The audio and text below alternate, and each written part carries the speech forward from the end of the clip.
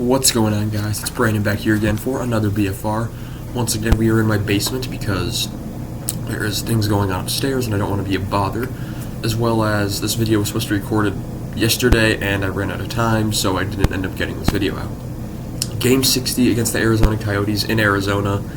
Possibly the worst lineup the Hawks have put out since the early 2000s, possibly, maybe around 2004. We'll see.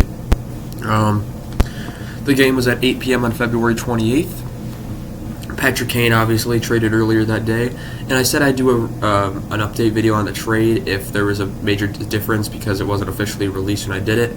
The only things that were added were Vili Saravari from Arizona went to Chicago. He's a defensive prospect, and then Andy Welinski went from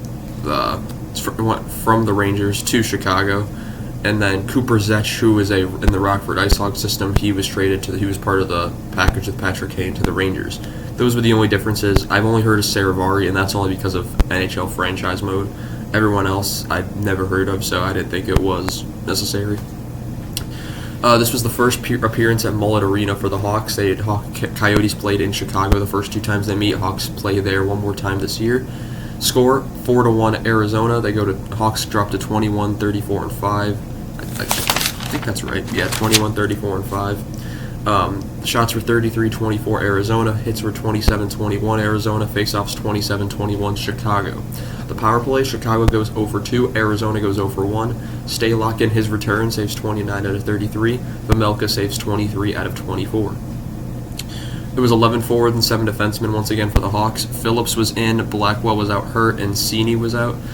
In the first period at 16:12, it's an Arizona penalty to Keller for hooking, which would be killed. And then at 9:53, it's an Arizona goal. It's a bad goal for Stalock to give up. He's covering the entire net, and somehow it sneaks through.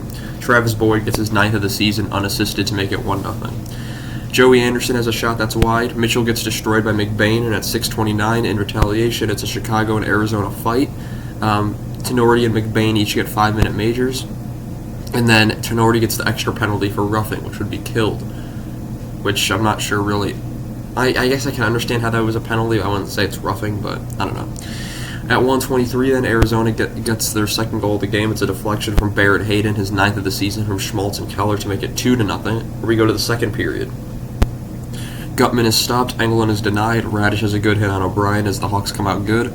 Hawks then kept whiffing and giving the puck away, which allowed Arizona to go the other way.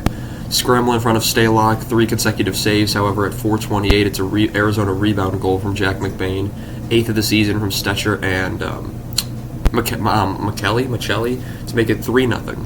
Moser takes down Kachuk, there's no call, 3-on-1, there's a 3-on-1 for Chicago, Gutman's denied. Gust is saved. There's more scrum. Dickinson hurt on a block. There's another scrum. Fisher is stopped. We go to the third, where there's a penalty taken by Arizona at the end of the period. So at 20 minutes, technically, it's an Arizona penalty to Stetcher for tripping, which would be killed. So the Hawks started the power period with 2 minutes of power play. Caleb Jones gets away with a trip. At 11:21, Arizona gets their 4th goal of the game on a one-timer from Nick Schmaltz, 18th of the season from Keller and Gostisbehere, who's no longer with the team, which we'll get into, to make it 4-0. Athanasiou to Domi is stopped, and then to prevent the shutout at 1:29, Chicago gets the shutout-ending goal. It's a breakaway 5-hole goal from Andreas Athanasiou, 14th of the season from Phillips to make it 4-1. Since then, a lot of trades have happened. The strangest one to me was Jonathan Quick to Columbus. If you told me that it would ever happen, I would have been shocked to begin with, but he's not happy. In fact, no one on the Kings is happy, and that's a horrible PR move for the Kings. I mean, they couldn't move Peterson, so it makes sense they moved Quick for some better goaltending, as he's not had a good year, and this might be his last year in the league since he's a UFA at the end of the year after this, 10-year deal he was on, something like that. Chychrun was traded to Ottawa. Gostisbehere went to Carolina. Puljujarvi went to Carolina. Who else?